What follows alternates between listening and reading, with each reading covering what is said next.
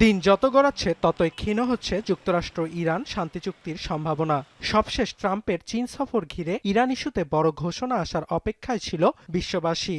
তবে তেহরান ইস্যুতে চীন তাদের পররাষ্ট্র নীতিতে অনড় থাকায় খালি হাতে ওয়াশিংটনে ফিরেছেন মার্কিন প্রেসিডেন্ট।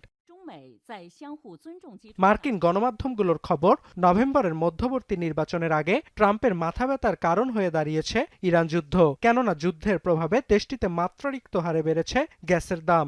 এছাড়াও গেল ৩ বছরের মধ্যে এপ্রিলে রেকর্ড পরিমাণ মুদ্রাস্ফীতির সাক্ষী হয়েছে মার্কিনিরা। যে যেমন লাইক করো তেমনই স্বাদের high five wafer. High five খাও, হাই ফাইভ দাও।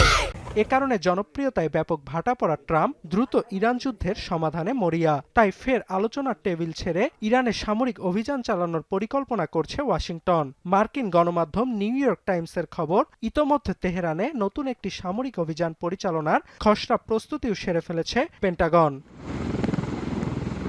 এছাড়াও অপারেশন এপিক ফিউরি পুনরায় শুরুর ইঙ্গিত দেন মার্কিন প্রতিরক্ষা মন্ত্রী পিট হেগসেথও। কংগ্রেসে দেয়া ভাষণে হেগসেথ জানান, ইরান বিষয়ে বেশ কয়েকটি বিকল্প খোলা রেখেছে ওয়াশিংটন। এর মধ্যে প্রয়োজন হলে ইরানে যুদ্ধের মাত্রা আরও তীব্র করার পরিকল্পনা অন্তর্ভুক্ত রয়েছে। এছাড়াও টাইমস অব ইসরায়েলের দাবি, চলতি সপ্তাহের শেষে ইরানে নতুন করে হামলার প্রস্তুতি নিচ্ছে পেন্টাগন ও আইডিএফ।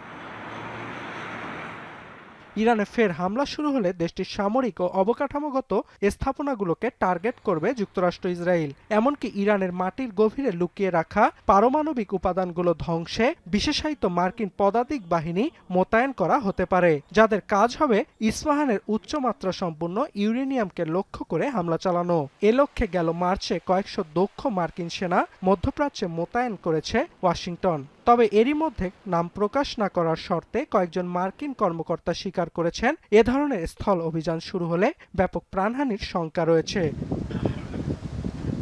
গেল ৭ এপ্রিল ১ মাসেরও বেশি রক্তক্ষয়ী সংঘাত শেষে পাকিস্তানের মধ্যস্থতায় যুদ্ধবিরতিতে সম্মত হয় যুক্তরাষ্ট্র ইরান। তবে যুদ্ধবিরতি কার্যকর হলেও মধ্যপ্রাচ্যে ৫০,০০০-এরও বেশি মার্কিন সেনা, ২টি বিমানবাহী রণতরী ও একাধিক যুদ্ধবিমান মোতায়েন করেছে ওয়াশিংটন। তবে ছাড় দিতে নারাজ ইরানও। এরই মধ্যে হরমুজ প্রণালী বরাবর অবস্থিত ৩৩টি ক্ষেপণাস্ত্র ঘাঁটির মধ্যে ৩০টি পুনরায় সচল করেছে ইসলামী প্রজাতন্ত্র। অর্ণব প্রসাদ, এখন বিশ্ব।